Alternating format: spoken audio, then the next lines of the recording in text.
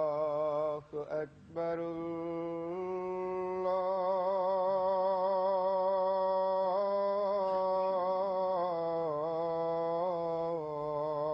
الله أكبر.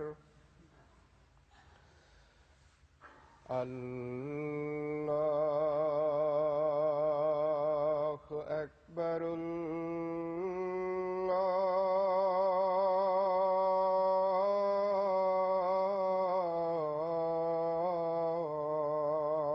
الله أكبر. أشهد أن لا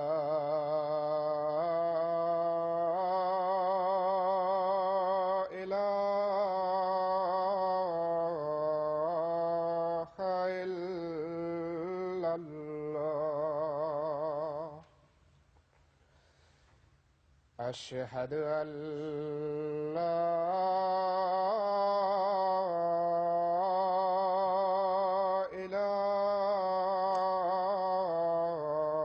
إله إلا الله.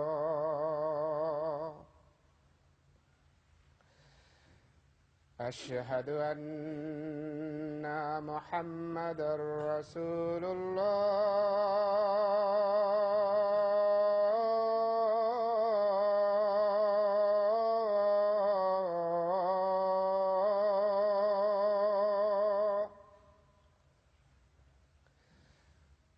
أشهد أن محمدًا رسول الله. حي على الصلاة.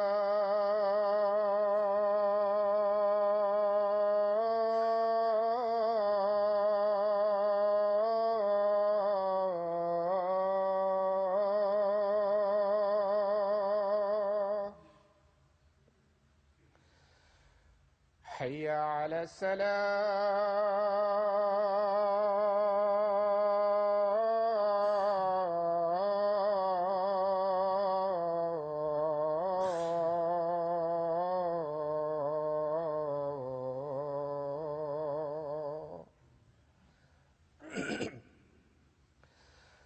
حي على الفلاح.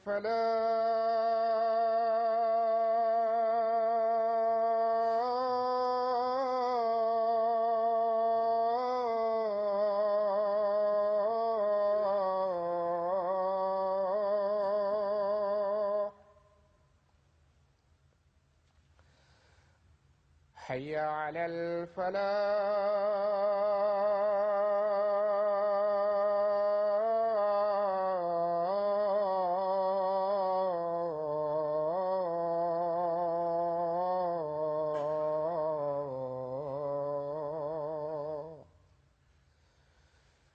الله أكبر.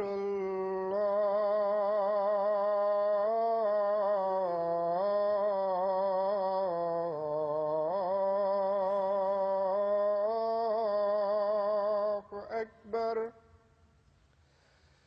لا إله إلا الله.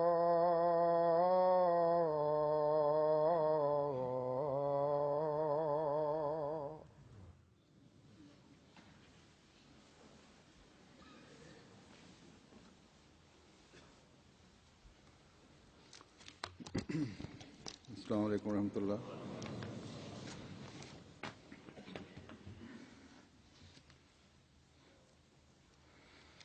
أشهد أن لا إله إلا الله وحده لا شريك له وأشهد أن محمدًا عبده ورسوله. أما بعد فأعوذ بالله من الشيطان الرجيم. بسم الله الرحمن الرحيم الحمد لله رب العالمين الرحمن الرحيم مالك يوم الدين إياك نعبد وإياك نستعين اهدنا الصراط المستقيم صراط الذين أنعمت عليهم غير المغضوب عليهم ولا الضالين.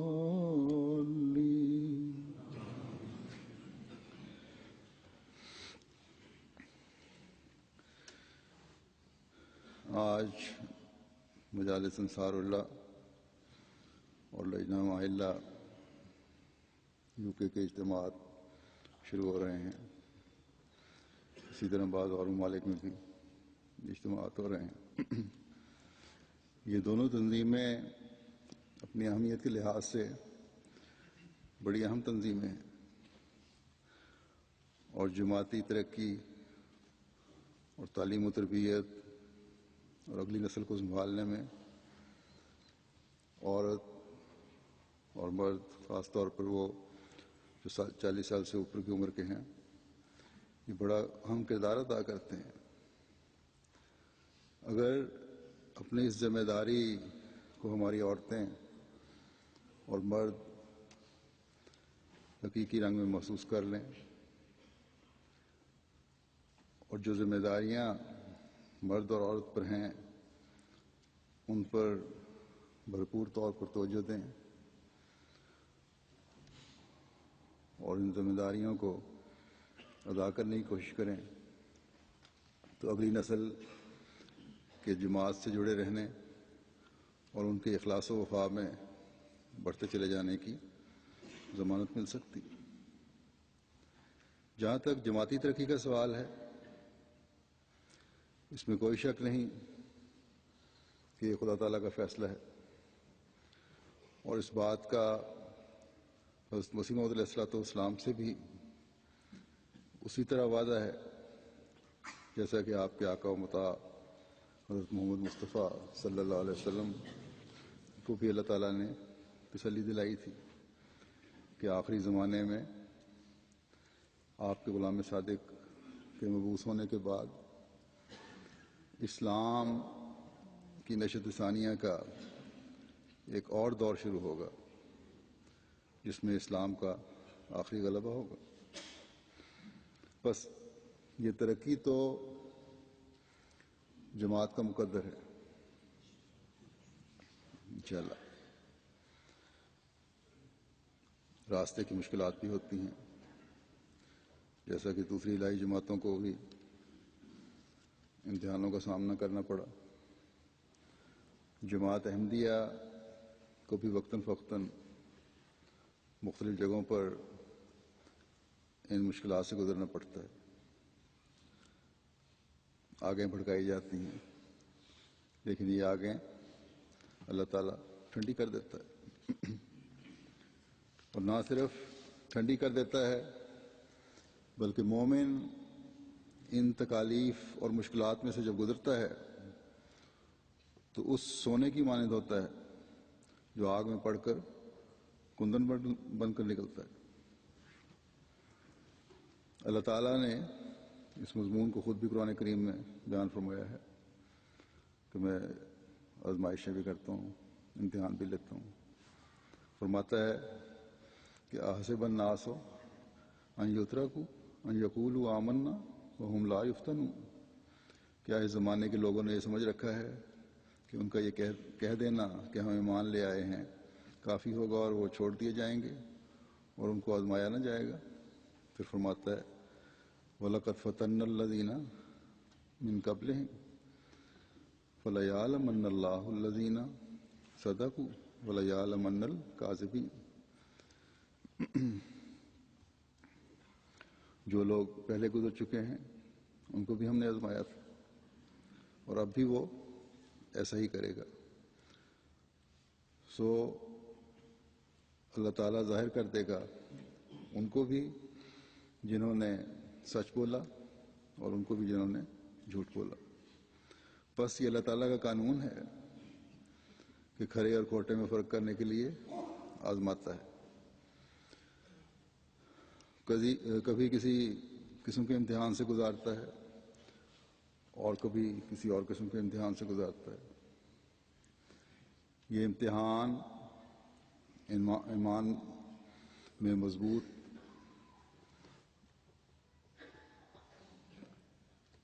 جو لوگ ہیں ان کے تعلق میں اضافہ کرتا ہے. ان کا ایمان مضبوط بڑھا دیتا ہے اور کمزور اور معترض جو ہیں جو کہ کسی نہ کسی رنگ میں اعتراض میں مصروف رہتے ہیں. ہر جماعت میں کچھ نہ کچھ لوگ ہوتے ہیں چھوٹی چھوٹی باتوں پر اعتراض ہوتے ہیں, چھوٹے عہدیداروں سے پر اعتراض ہوتے ہیں, بڑے عہدیداروں پر اعتراض ہوتے ہیں, اور پھر یہ اعتراض جب شروع ہوتے ہیں تو بڑھتے بڑھتے ان لوگوں کے ایمان کے لیے بھی خطرہ اور ابتلا بن جاتے ہیں. اور پھر وہ ایک صورت ایسی باتوں پہ آ جاتی ہے اگر اللہ کا خاص فضل نہ ہو کہ وہ اللہ تعالیٰ کی قائم کردہ جماعت کی صداقت پر ہی شک کرنے لگ جاتے ہیں. اسی طرح مخالفین کی طرف سے تکالیف اور دشمنیاں کمزور ایمان والوں کو ابتلاؤں میں ڈال دیتی ہیں. بس مومن کا امتحان اس کو مزید سیکل کرنے کے لیے ہے, اس کو خدا تعالیٰ کا قرب دلانے کے لیے ہے, اور من حیث جماعت کے لیے کامیابی کے نئے راستے کھولنے کے لیے, نہ کہ مغلوب کرنے کے لیے. حضرت مسیح موعود علیہ الصلوۃ والسلام فرماتے ہیں کہ جو لوگ خدائی امتحان میں پاس ہو جاتے ہیں پھر ان کے واسطے ہر طرح کے آرام و آسائش, رحمت اور فضل کے دروازے کھول دیے جاتے ہیں. پھر آپ ایک جگہ فرماتے ہیں کہ حضرت صلی اللہ علیہ وسلم ہی کی تکالیف کا نتیجہ تھا کہ مکہ فتح ہو گیا. بس یہ ابتلا انبیاء اور انبیاء کی جماعتوں کے لیے فتوحات کے دروازے کھولنے کے لیے ہیں. اگر ہم اپنے فرائض ادا کرتے ہوئے جو بھی ابتلا اور امتحان آئیں گے اس میں سے کامیابی سے گزرنے کی کوشش کرتے رہے تو رحمت اور فضل کے دروازے ہم پر بھی کھلتے چلے جائیں گے انشاءاللہ. جب اللہ تعالیٰ نے کتب اللہ لاغلبن انا ورسلی فرمایا تو ساتھ ہی فرمایا کہ یہ یقینی غلبہ اس لیے ہے کہ ان اللہ قوی و عزیز, کہ یعنی اللہ تعالیٰ قوی ہے, مضبوط ہے اور تمام طاقتوں والا ہے. وہ عزیز ہے, وہی ہے جو اپنی تمام صفات کی وجہ سے قابل تعریف ہے. وہ ناقابل شکست ہے اور ہر چیز پر غالب ہے.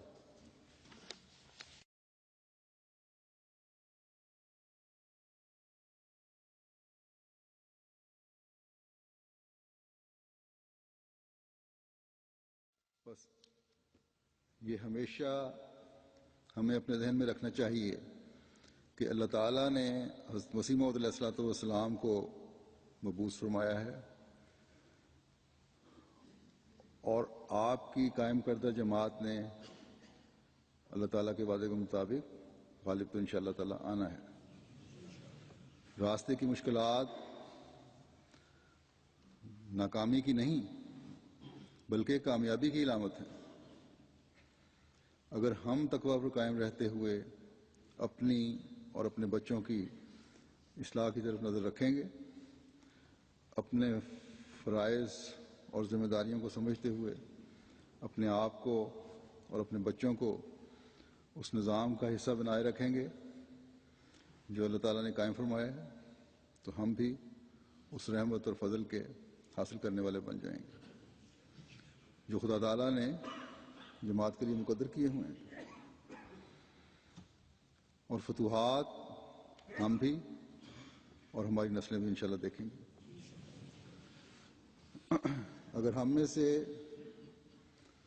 کوئی عمر کے اس حصے میں پہنچا ہوا ہے جہاں بظاہر زندگی کا کچھ عرصہ نظر آ رہا ہے، بڑی عمر ہے، ویسے تو کسی کا نہیں پتہ کہ کب قضا آ جائے، لیکن بہرحال عمر کے بڑی عمر کے لوگوں کو زیادہ فکر ہوتی ہے، اس میں بھی جو پہنچا ہوا ہے، جس طرح بچوں کی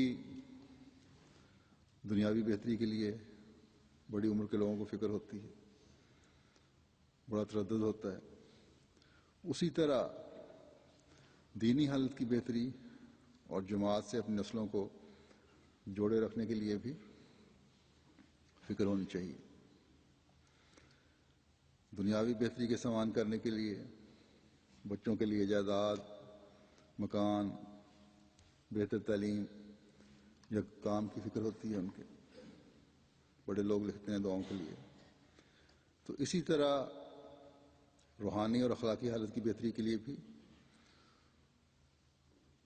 اس کی فکر ہونی چاہیے، ان کی فکر ہونی چاہیے بچوں کی۔ یہی تقویٰ ہے اور یہی اس عہد کا حق ادا کرنے کی کوشش ہے جو ہم اپنے اجلاسوں اور اجتماعوں میں دہراتے ہیں۔ بس یاد رکھنا چاہیے کہ جماعتی ترقی ہمارے اپنے بچوں کی تربیت سے وابستہ نہیں ہے، بلکہ ہماری اور ہماری نسلوں کی بقا ہر حالت میں جماعت سے جڑے رہنے سے وابستہ ہے۔ جماعت اور اسلام کا غلبہ تو اللہ تعالیٰ کا وعدہ ہے، بلکہ اللہ تعالیٰ کی تقدیر ہے، اس خدا کی تقدیر ہے جو تمام طاقتوں کا مالک خدا ہے اور وہ ناقابل شکست اور غالب ہے۔ اگر کوئی ہم میں سے راستے کی مشکلات دیکھ کر کمزوری دکھاتا ہے، اگر ہماری اولادیں ہمارے ایمان میں کمزوری کا باعث بن جاتی ہیں، اگر ہماری تربیت کا حق ادا کرنے میں کمی ہماری اولادوں کو دین سے دور لے جاتی ہے، اگر کوئی اطلاع ہمیں یا ہماری اولادوں کو ڈاواں ڈول کرنے کا باعث بن جاتا ہے، تو اس سے دین کے غلبے کے فیصلے پر کوئی فرق نہیں پڑتا۔ ہاں، جو کمزوری دکھاتے ہیں وہ محروم رہ جاتے ہیں، اور خدا تعالیٰ پھر دوسروں کو سامنے لے آتا ہے اور لوگوں کو سامنے لے آتا ہے، نئی قومیں کھڑی کر دیتا ہے۔ بس اس اہم بات کو، اور یہ بہت ہی اہم بات ہے، ہمیں ہمیشہ ہر وقت اپنے سامنے رکھنا چاہیے، اور اس کو سامنے رکھتے ہوئے اپنی نسلوں کی تربیت کی فکر کی ضرورت ہے۔ سب سے اہم بات اس سلسلے میں ہمارے اپنے پاک نمونے ہیں۔ انصار اللہ کی عمر 40 سال سے شروع ہوتی ہے، گویا انصار اللہ کی عمر میں یہ ایک ایسی عمر ہے، اس عمر میں انسان اپنی پختگی کی عمر کو پہنچ جاتا ہے اور سوچ میں گہرائی پیدا ہو جاتی ہے، اور جب یہ صورت ہو تو اس عمر میں پھر آخرت کی فکر بھی ہونی چاہیے، اور یہی ایک ایسے شخص کا، ایک ایسے مومن کا جو ایمان، جس کو اللہ تعالیٰ پر ایمان ہو، یقین ہو، اس کا تقویٰ میں ترقی کرنے کے لیے اس کی کوشش ہو، تو پھر اس کا یہ سوچ ہونی چاہیے اور یہ رویہ ہونا چاہیے، کیونکہ ایک اہم دین ہے اپنے عہد بیعت میں اس بات کا اقرار کیا ہوا ہے کہ اس تقویٰ میں ترقی کرنی ہے، تمام اعلیٰ اخلاق اپنانے ہیں، اس لیے اس کو تو عمومی طور پر اور اس پختہ عمر میں خاص طور پر یہ سوچ اپنے اندر بہت زیادہ پیدا کرنے کی ضرورت ہے، کیونکہ انصار اللہ ہے ایک ایسی عمر ہے جو نحن انصار اللہ کا اعلان کرتے ہیں. ان کو تو ہر وقت یہ بات اپنے پیش نظر رکھنی چاہیے. عہد بیعت کا خلاصہ کیا ہے؟ شرک سے اجتناب کرنا، جھوٹ سے بچنا، لڑائی جھگڑوں اور ظلم سے بچنا، خیانت سے بچنا، فساد اور بغاوت سے بچنا، نفسانی جوش کو دبانا، 5 وقت نمازوں کی ادائیگی کرنا، تہجد کی ادائیگی کی طرف توجہ دینا، استغفار، دعاؤں اور درود کی طرف توجہ دینا، تسبیح و تحمید کرنا، تنگی اور آسائش ہر حالت میں خدا تعالیٰ سے وفا کرنا، قرآن شریف کے احکامات پر عمل کرنا، تکبر، نخوت سے پرہیز کرنا، عاجزی اور خوش خلقی کا اظہار کرنا، ہمدردی خلق کا جذبہ اللہ تعالیٰ کی رضا کی خاطر اپنے اندر پیدا کرنا، اور حضرت مسیح موعود علیہ الصلوۃ والسلام کی کامل اطاعت کا جوہ اپنی گردن پر ڈالنا. یہ ہے خلاصہ شرائط بیعت کا. بس اگر غور کریں تو یہ باتیں ایک انسان میں تقویٰ میں ترقی کا باعث بنتی ہیں، اور یہ کم از کم معیار ہے جس کی ایک احمدی سے حضرت مسیح موعود علیہ الصلوۃ والسلام نے توقع فرمائی ہے.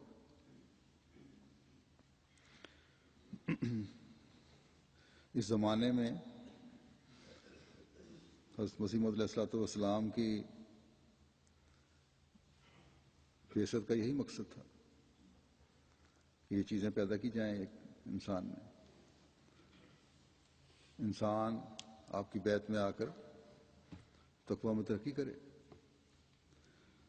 آپ علیہ السلام ایک جگہ فرماتے ہیں کہ خدا تعالیٰ نے مجھے اس لیے مامور کیا ہے کہ تقویٰ پیدا ہو، اور خدا تعالیٰ پر سچا ایمان جو گناہ سے بچاتا ہے پیدا ہو. خدا تعالیٰ تاوان نہیں چاہتا بلکہ سچا تقویٰ چاہتا ہے. بس یہ تقویٰ جو ہے جو اللہ تعالیٰ چاہتا ہے وہ تقویٰ ہے جو دل کی آواز ہو، جو خدا تعالیٰ کی رضا حاصل کرنے کے لیے دل سے اٹھنے والی آواز ہو.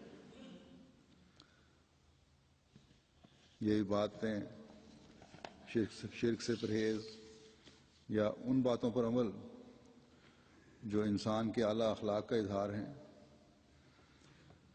یہ سب کسی قسم کی چٹی، جرمانہ یا تاوان سمجھ کر نہ ہو، بلکہ اللہ تعالیٰ سے پیار کے تعلق کی وجہ سے ہو.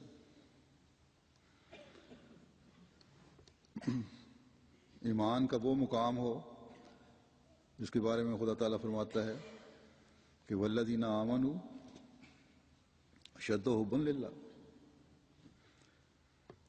اور جو لوگ ایمان لانے والے ہیں ان کی محبت سب سے زیادہ اللہ تعالیٰ سے ہی ہوتی ہے.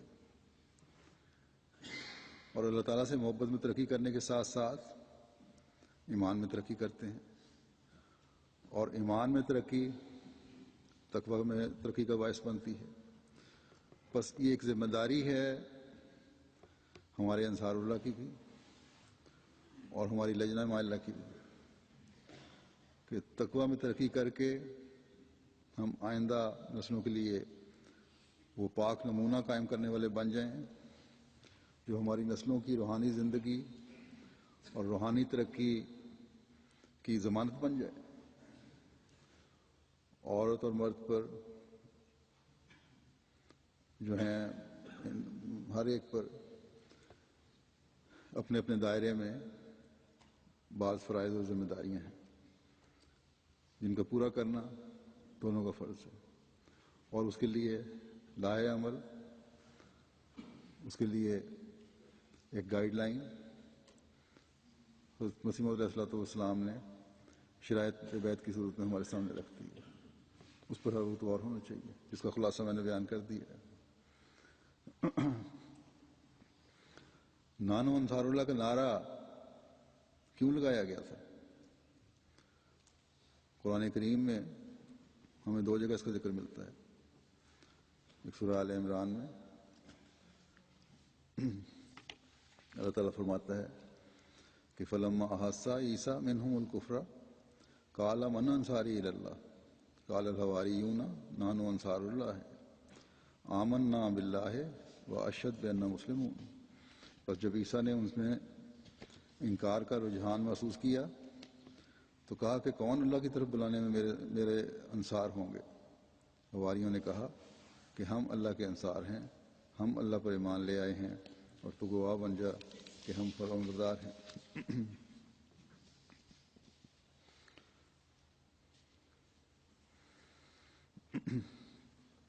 جیسا کہ آیت سے ظاہر ہے، جب حضرت عیسیٰ علیہ السلام نے یہ دیکھا کہ انکار اور کفر میں یہ لوگ بڑھتے چلے جا رہے ہیں، تو پھر آپ نے فرمایا کہ میں تمہیں اللہ کے دین کے لیے پکار رہا ہوں، اور میں اللہ تعالیٰ کی طرف سے آیا ہوں، تمہاری بقا اسی میں ہے کہ مجھے قبول کرو اور اللہ کی پہچان کرو اور اس کے حکموں پر چلنے کی کوشش کرو، آگے بڑھو اور اللہ تعالیٰ کی رضا حاصل کرنے کے لیے اس دین کو اختیار کرو۔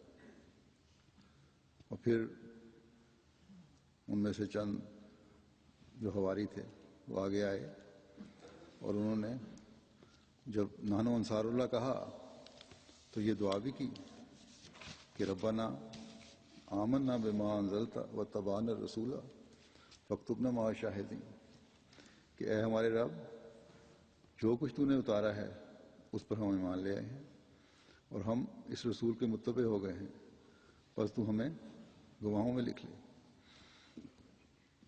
رسول کی اتباع کیا ہے؟ اس سے کیے گئے عہد کو پورا کرنا، اس کی لائی ہوئی تعلیم پر عمل کرنے کی بھرپور کوشش کرنا، اس تعلیم کی سچائی پر کامل ایمان ہونا۔ اور پھر ہم دیکھتے ہیں دوسرا جو ذکر ہے سورہ صف میں اس کا ملتا ہے،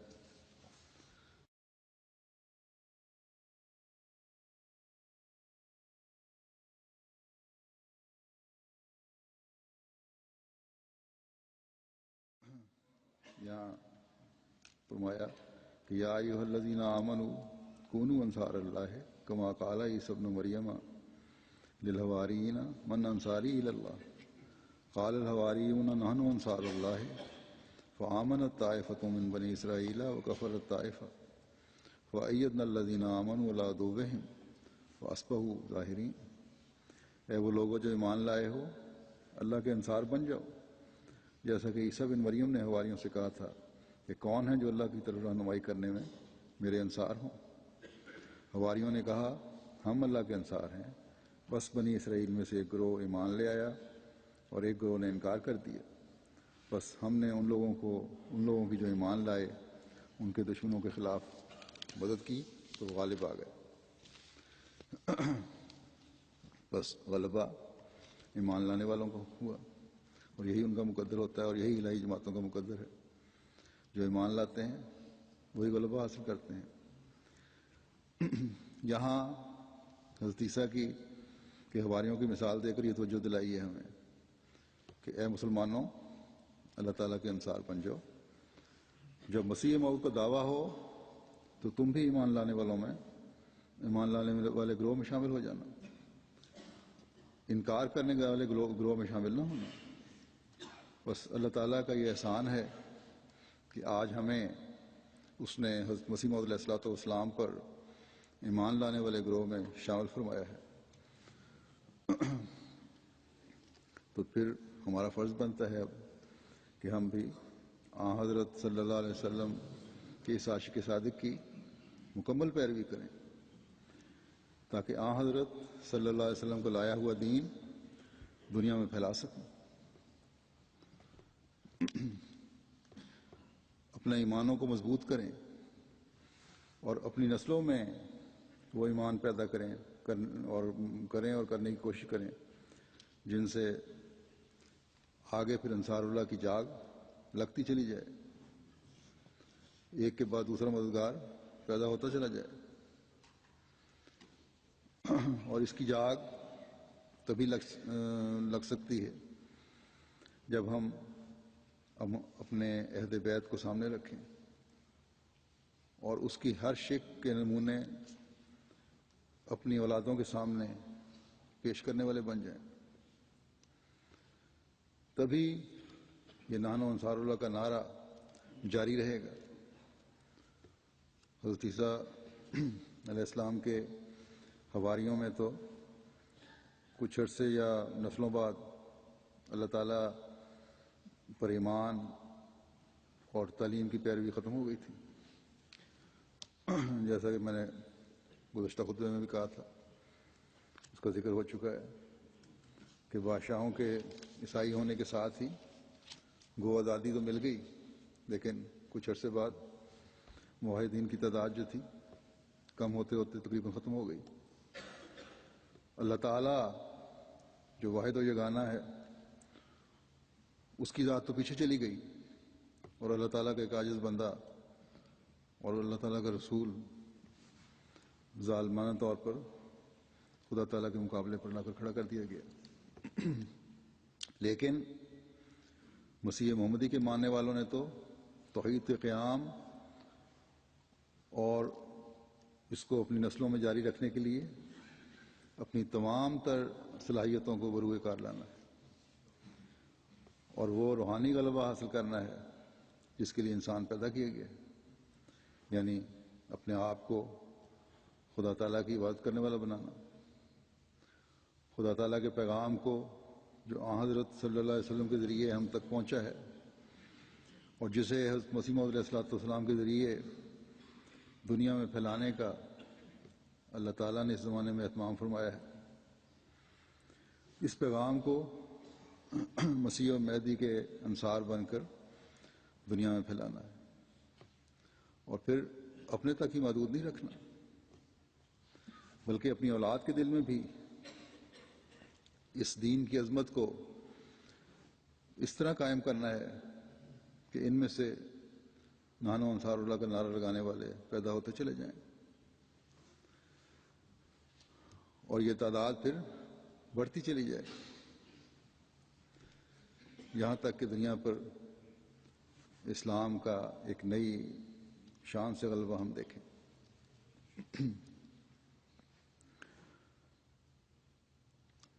حضرت مسیح موعود علیہ السلام نے جو پہلی چیز اپنی شرائط بیعت میں ہمارے سامنے رکھی ہے وہ شرک سے اجتناب ہے۔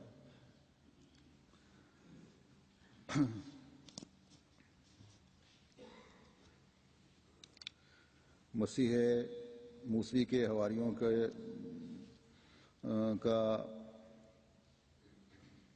اثر جو تھا اس معیار تک قائم نہیں رہا جہاں نسل بعد نسل وہ موحدین پیدا کرتے چلے جاتے، اس لیے کچھ عرصے کے بعد شرک کے پھیلانے کا باعث ان کی نسلیں بن گئیں۔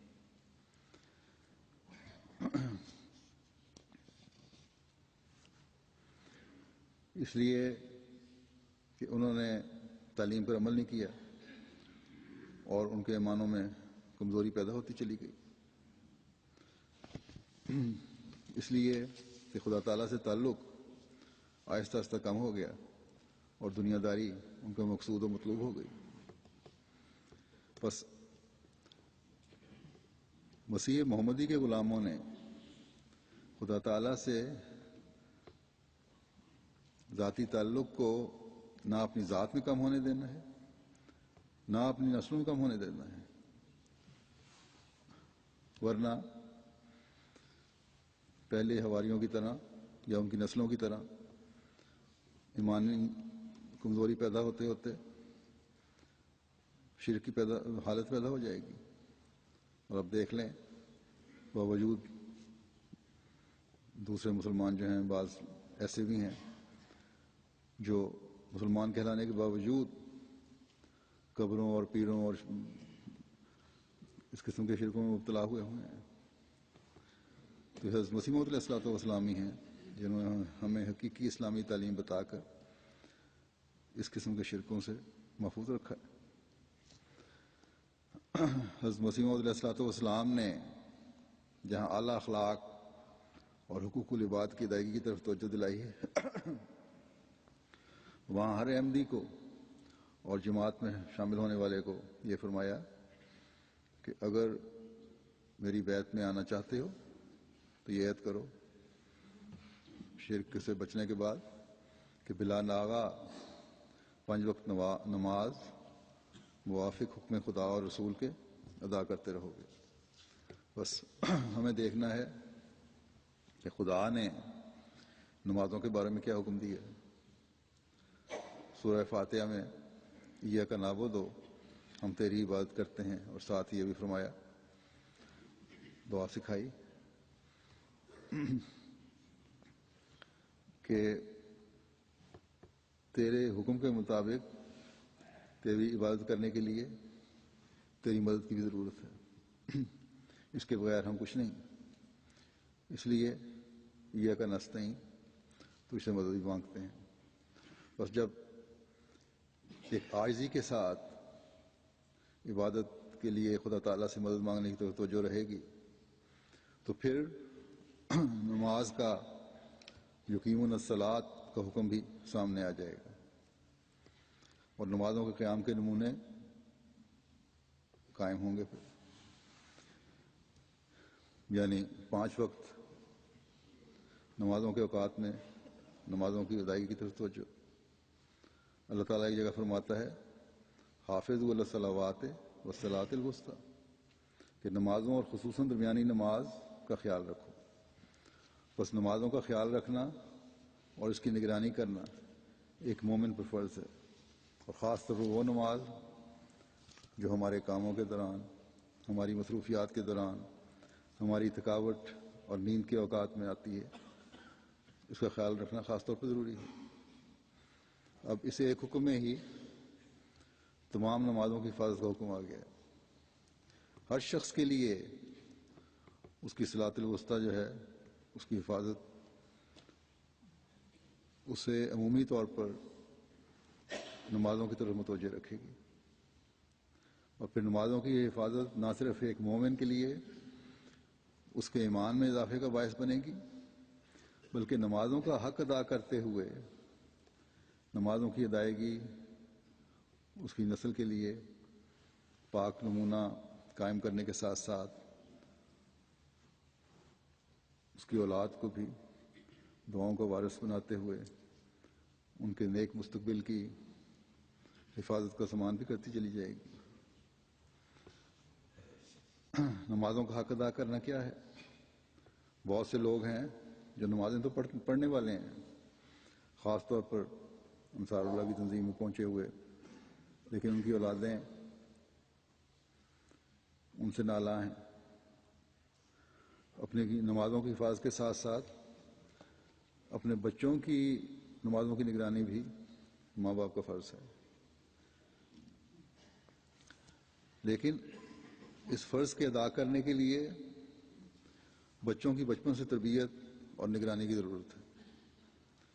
بچپن میں جب اہمیت کا نہ بتایا جائے تو جب بچہ جوانی کی عمر میں قدم رکھتا ہے، خاص طور پر لڑکے، پھر ضرورت سے زیادہ ان پہ والدین سختی کرتے ہیں بعد، تو کئی بچے مزید بگڑ جاتے ہیں۔ پھر ماں باپ کو شکوہ ہوتا ہے کہ بچے بگڑ رہے ہیں. پھر بعض دفعہ ایسی صورت ہوتی ہے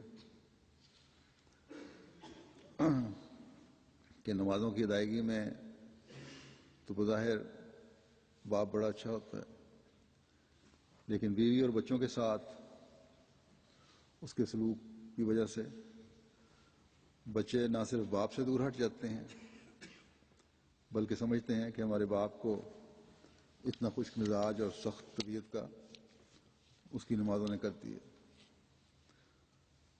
اور وہ نمازیں پڑھنے سے انکاری ہو جاتے ہیں، یا اگر انکاری نہیں ہوتے تو پڑھنے کے 100 بہانے تلاش کرتے ہیں. بس نمازوں کی حفاظت اور اس کا حق ادا کرنا یہ بھی ہے کہ ایسی نمازیں ادا ہوں جو ہر قسم کے اخلاق کو مزید سیٹل کرنے والی ہوں.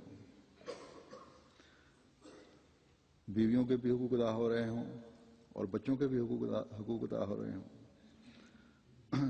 40 سال کی عمر، جیسا کہ میں نے کہا، بڑی پختگی کی عمر ہے، لیکن اس عمر میں اگر ہم جائزے لیں تو بہت سے ایسے لوگ نکل آئیں گے جو اپنی نمازوں کی بھی حفاظت نہیں کرتے، اپنے فرائض کو ادا نہیں کر رہے ہوتے. تو پھر اپنے بچوں سے کس طرح امید رکھ سکتے ہیں کہ وہ نیکیوں پر قائم ہوں؟ یا ان کی کیا ضمانت ہے کہ وہ احمدیت کے ساتھ جڑے رہیں گے؟ ہم اپنے شہداء کا ذکر سنتے ہیں، ایک چیز خصوصیت سے ہمیں نظر آتی ہے، عبادت اور ذکر الہی کی طرف توجہ. جس بھی طبقے کے لوگ تھے اس طرف توجہ تھی ان کی، اور اپنے بچوں سے انتہائی پیار کا تعلق اور ان کو دین سے جوڑے رکھنا، اور بچوں پر بھی ان کی باتوں کا ایک نیک اثر تھا. بس یہ وہ لوگ ہیں جو انصار اللہ ہونے کا حق ادا کرنے والے ہیں. بس میں پھر انصار اللہ سے کہتا ہوں کہ اگر وہ انصار اللہ کا حق ادا کرنے والے بننا چاہتے ہیں تو اپنی نمازوں اور اپنی عبادتوں کی نہ صرف خود حفاظت کریں بلکہ اس کا حق اپنی نسلوں میں عبادت کرنے والے پیدا کر کے ادا کریں.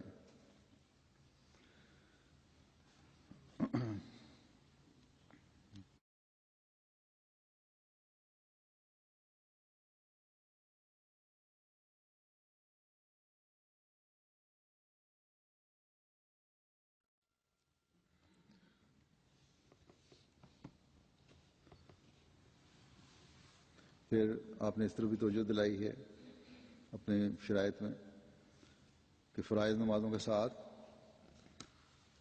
تہجد اور نوافل کی طرف بھی توجہ دو. 65-70 سال کی عمر کو پہنچ کر تو شاید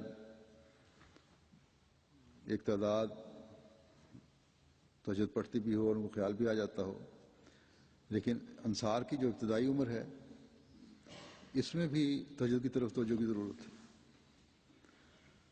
اللہ تعالیٰ کے فضل سے جماعت میں یقیناً ایک تعداد ہے جو تہجد کو التزام کرنے والی ہے، بلکہ خدام میں بھی ہیں، لیکن انصار میں یہ تعداد اکثریت میں ہونی چاہیے. انصار اللہ کا نام جو 40 سال سے اوپر کے مردوں کی تنظیم کو دیا گیا ہے، اور جو پیغام نحن انصار اللہ کے اعلان میں ہے وہ یہ ہے کہ ہم اللہ تعالیٰ کے دین کی خاطر غیر معمولی قربانی پیش کرنے کے لیے بھی تیار ہیں، اور دین کے قیام کے لیے ہم اپنی ہر کوشش اور ہر صلاحیت اور ہر ذریعہ بروئے کار لانے کے لیے تیار ہیں. تو دین کا پھیلاؤ تو حضرت مسیح موعود علیہ الصلوۃ والسلام نے ہمیں فرمایا ہے کہ دعاؤں کے ذریعے سے ہونا ہے. تبلیغ کے ساتھ ساتھ دعاؤں نے ایک بہت بڑا کردار ادا کرنا ہے. بس دعاؤں کی طرف ایک خاص جوش کے ساتھ ہمیں توجہ دینے کی ضرورت ہے. انصار اللہ کی عمر ایک پختہ عمر ہے، اس میں عارضی اور جذباتی کوششوں پر اکتفا نہیں کرنا چاہیے بلکہ اپنے مستقل جائزے لیتے ہوئے اس حق کو ادا کرنے کی کوشش کرنی چاہیے جس کا ادا کرنا ہم پر فرض ہے۔ دعاؤں کا حق نمازوں اور نوافل کے ذریعے ہی صحیح طور پر ادا ہو سکتا ہے۔ پھر آپ نے فرمایا کہ قرآن شریف کی حکومت کو بکلی اپنے سر پر قبول کرے گا ایک احمدی۔ قرآن حکیم کی حکومت قبول کرنے کے لیے اس سے ایک خاص تعلق جوڑنے کی ضرورت ہے۔ خدا تعالیٰ کے اس کلام کو روزانہ پڑھنے اور سمجھنے کی ضرورت ہے۔ بس انصار اللہ کی تنظیم میں شامل ہر شخص اس بات کی پابندی کرے کہ میں نے قرآن کریم کی تلاوت ہر صورت میں روزانہ کرنی ہے۔ اسی طرح لجنہ ہے، خواتین ہیں، ان کا بھی فرض ہے۔ یہ حکم صرف انصار اللہ کے لیے نہیں ہے، جماعت کے ہر فرد کے لیے ہے، اور خاص طور پر وہ لوگ، عورتیں اور مرد، جنہوں نے اگلی نسلوں کو سنبھالنا ہے، ان پر خاص فرض ہے کہ اپنے نمونے قائم کریں اور روزانہ تلاوت کریں۔ پھر اس کا ترجمہ سمجھنا بھی ہے۔ تو جہاں ہم میں سے ہر ایک اس وجہ سے اپنے علم میں اضافے اور برکات سے فیض یاب ہونے کے سامان کر رہا ہوگا، وہاں یہ پاک نمونہ اپنے بچوں کے سامنے پیش کر کے انہیں بھی خدا تعالیٰ کے اس کلام سے تعلق جوڑنے کا سامان کر رہا ہوگا۔ یہ شرائط بیعت کا جو خلاصہ میں نے بیان کیا ہے، جیسا کہ میں نے کہا، ایک کم از کم معیار ہے ایک احمدی کا حضرت مسیح موعود علیہ السلام کی نظر میں، اور انصار اللہ کا تو ان باتوں کے اعلیٰ معیار حاصل کرنے کی کوشش کرنی چاہیے۔ اسی طرح ہماری عورتیں ہیں، وہ گھر کی نگرانی کی حیثیت سے اسی طرح اپنے بچوں کی تربیت کی ذمہ دار ہیں جیسے مرد، بلکہ مردوں سے بھی زیادہ، کیونکہ ابتدائی عمر جو ہے بچے کی وہ ماں کے قرب میں اور اس کی گود میں گزرتی۔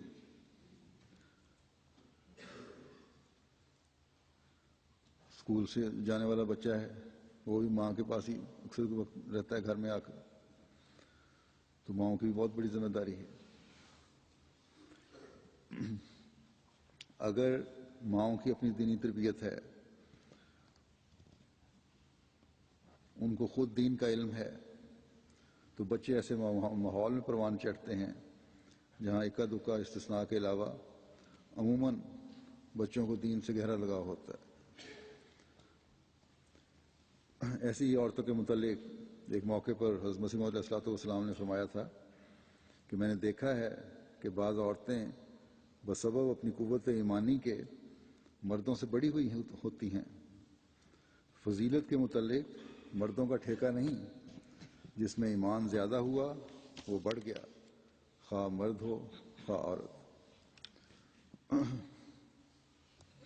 تو ہماری تو ہر عورت کو یہ معیار حاصل کرنے کی کوشش کرنی چاہیے۔ مرد اور عورت میں ایک دوڑ ہو، نیکیوں میں آگے بڑھتے چلے جانے کی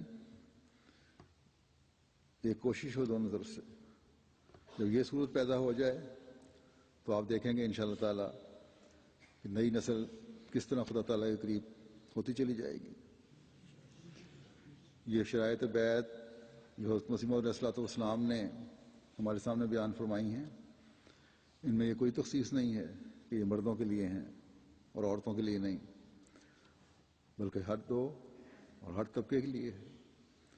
بس جو بھی ان نیکیوں پر قدم مارنے والا ہوگا وہ خدا تعالیٰ کے پیار کو جذب کرنے والا بن کر اپنی دنیا واپس سنوار لے گا اور اپنے بچوں اور اپنی نسلوں کی حفاظت اور تقوی پر چلنے کے سامان کر لے گا۔ بس عورتوں کو بھی اپنے معیاروں کو ان معیاروں کو حاصل کرنے کی کوشش کرنی چاہیے۔ بچوں کی تربیت میں مردوں اور عورتوں کو ایک دوسرے سے تعاون کرتے ہوئے، ایک دوسرے کے لیے دعا کرتے ہوئے اگلی نسل کی تربیت میں بھرپور کوشش کرنی چاہیے اگر مرد یا عورت جو بھی اپنے فرض کو ادا نہیں کرے گا، اپنے عہد کو پورا نہ کرنے کی وجہ سے وہ پوچھا جائے گا۔ اللہ تعالیٰ ہم سب کو عہد پورا کرنے کی توفیق عطا فرمائے۔ اس زمانے کے امام کے ساتھ سچا اور حقیقی وفا اور اطاعت کا تعلق پیدا ہو، اور ہم آپ کی توقعات اور تعلیمات پر عمل کرنے والے ہوں، اور ہماری ایک کے بعد دوسری نسل توحید کے قیام اور عبادتوں کے معیار قائم کرنے کی بھرپور کوشش کرتی چلی جائے۔ آخر میں حضرت مسیح علیہ السلام کا ایک اقتباس پیش کرتا ہوں۔ آپ فرماتے ہیں، یہ بھی یاد رکھو کہ اگر تم مداحنہ سے دوسری قوموں کو ملو، یعنی کمزوری دکھاتے ہوئے، اپنے مذہب چھپاتے ہوئے، کسی قسم کے احساس کمتری کی وجہ سے اگر تم ملو، تو فرمایا کہ اگر تم مداحنہ سے دوسری قوموں کو ملو تو کامیاب نہیں ہو سکتے۔ یعنی کبھی کمزوری نہیں دکھانی چاہیے، نہ اپنا دین چھپانا چاہیے، نہ اپنی دینی تعلیم پر کسی قسم کی شرمساری ہونی چاہیے، بلکہ تبلیغ کے میدانوں میں تبلیغ بھی کھل کر کرنی چاہیے، کیونکہ اسی سے کامیابی ملنی ہے۔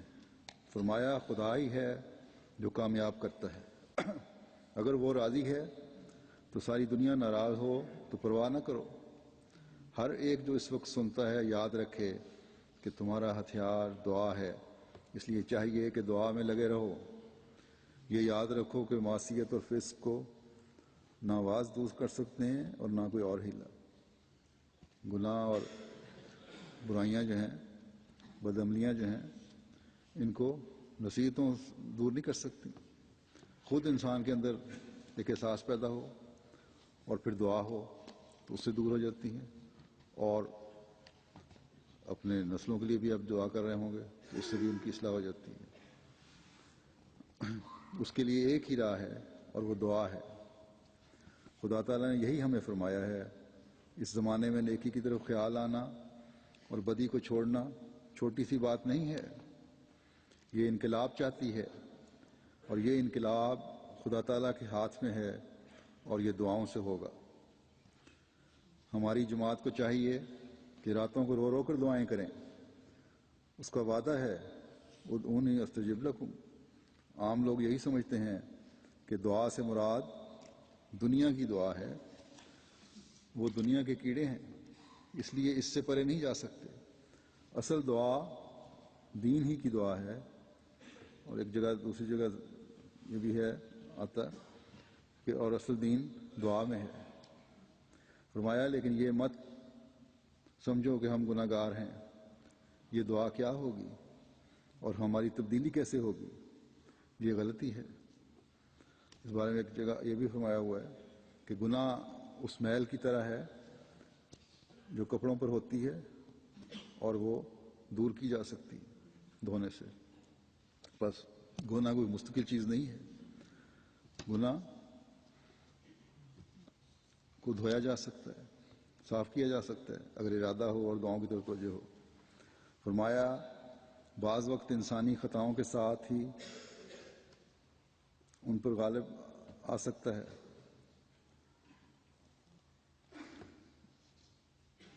گناہ بعض دفعہ غالب آ جاتا ہے۔ بعض وقت یہ انسانی غلط چھپا ہوا ہے، بعض وقت انسان خطاؤں کے ساتھ ہی ان پر غالب آ سکتا ہے، گناہوں پر انسان غالب آ جاتا ہے، اس لیے کہ اصل فطرت میں پاکیزگی ہے۔ دیکھو پانی خواہ کیسا ہی گرم ہو، لیکن جب وہ آگ پر ڈالا جاتا ہے تو وہ بہرحال آگ کو بجھا دیتا ہے، اس لیے کہ فطرتاً برودت اس میں ہے، ٹھنڈے کرنے کی جو اس کی خصوصیت ہے وہ اس کی پانی کی ہے۔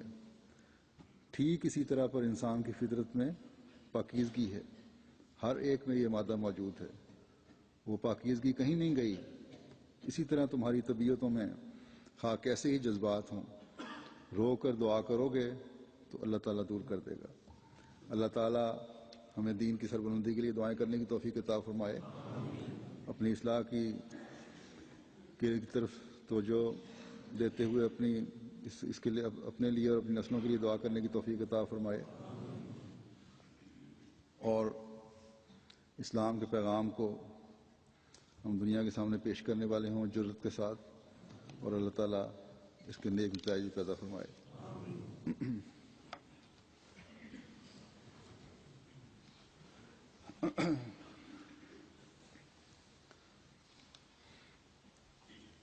الحمد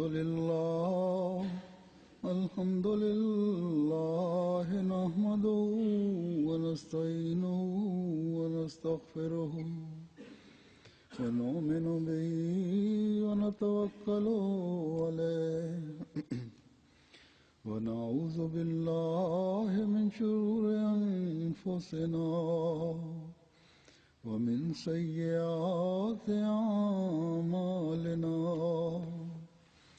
من يهده الله فلا مضل له ومن يضلل فلا هادي له، ونشهد أن لا إله إلا الله ونشهد أن محمدا عبده ورسوله. عباد الله رحمكم الله، إن الله يأمر بالعدل والإحسان وإيتاء ذي القربى